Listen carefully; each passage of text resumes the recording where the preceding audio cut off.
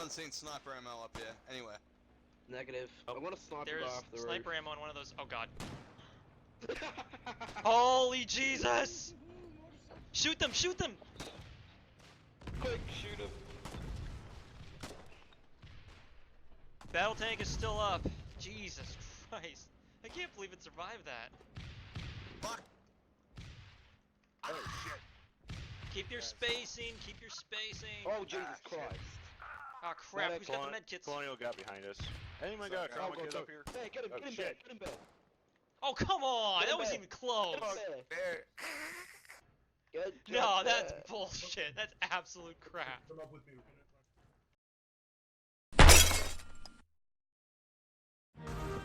Hey guys, Bear here, and today we'll be talking about Update 28 for Foxhole. See me. This update brings a long-awaited vehicle to the battlefield and makes some great quality of life improvements for the rest of the troops. Starting off with the new Spectator mode for the spawn screens. Probably one of the most antiquated features of the game, the spawn screen has been revamped.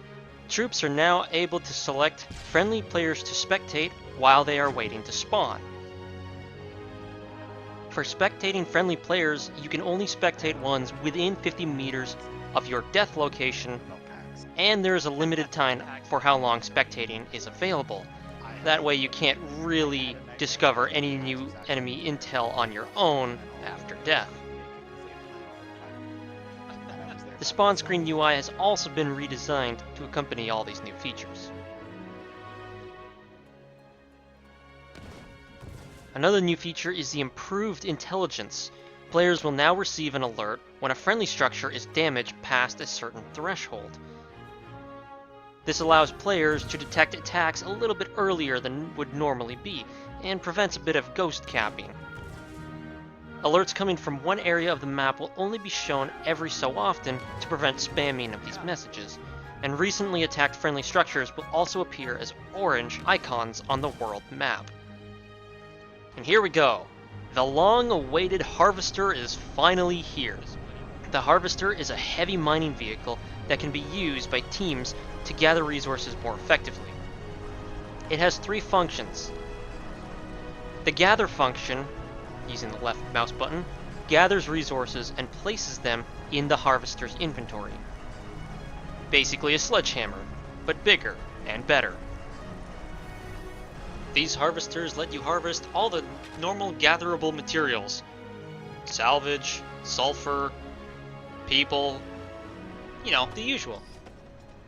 The second function, also using the left mouse button, is the Dismantle function.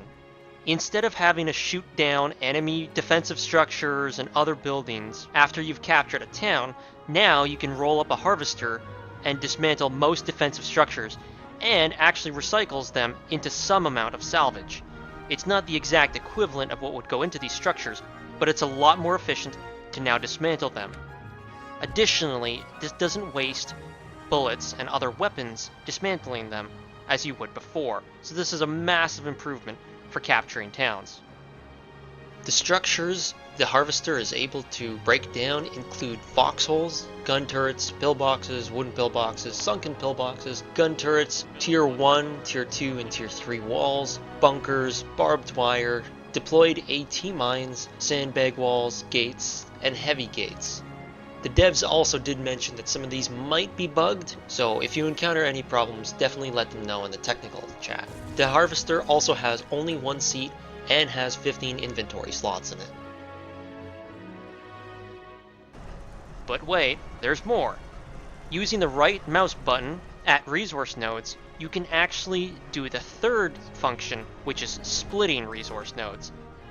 Splitting breaks down resource nodes into smaller pieces so that more players can simultaneously mine a resource field at maximum efficiency.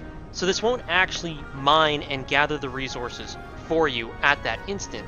However, more players working on the same resource field at the same time does ultimately gather resources faster for a faction. So arguably the fastest way to gather resources now is to split a bunch of stacks at a resource node using one harvester and then getting a bunch of other players or even more harvesters to then gather those same resources. Some gameplay changes include Godscroft and Tempest Island layouts have been changed, and the Weather Expanse and Endless Shore layouts have also been adjusted to support these changes. It was felt that these maps didn't flow quite as well, so that's why these changes were made.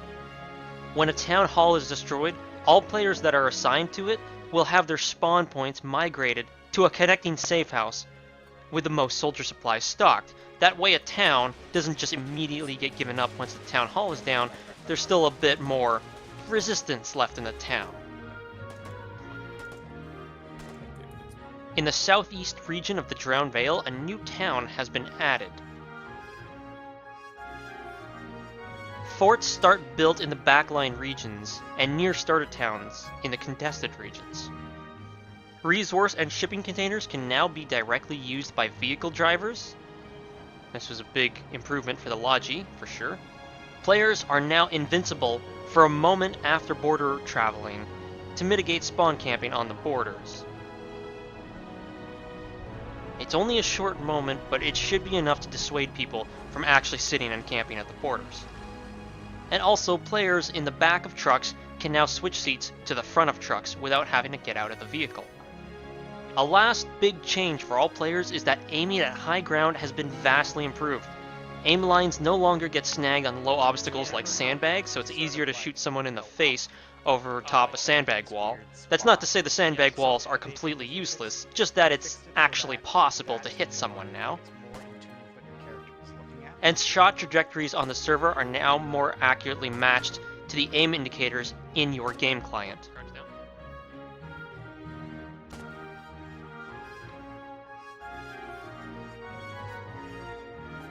Some game balances include bunker costs have been reduced from 75 down to 25 refined materials. RPG cost has increased from 20 to 30 refined materials. RPG reload time has been increased by 60%. 40mm shrapnel shells no longer require high explosive materials to produce. 40mm shrapnel shells cost has increased from 20 to 40 refined materials. Fuel truck health has been increased by 25%. Crane health has also increased by 25%. Number of garrison supplies per crate has been increased by 50%, although the cost per item still remains the same. Garrison house cost has increased from 120 to 150 basic materials, and the freighter has been moved to an earlier location in the tech tree. Also note that the explosion decal textures have been improved. There were also some bug fixes along with this update, but I'll save that for the patch notes down below. Follow me, guys, follow me. Thanks for checking out this update for Foxhole. If you like what you saw, like, subscribe, and share with all the frontline soldiers out there to stay up to date on all the latest Foxhole updates. And as always, good luck, keep your heads down, and stay in your foxholes. Grenade. Bear out. Shooting. Here, 3 FOB, come here, boys. No, he dropped a grenade on me! Oh, God. Fucking Christ.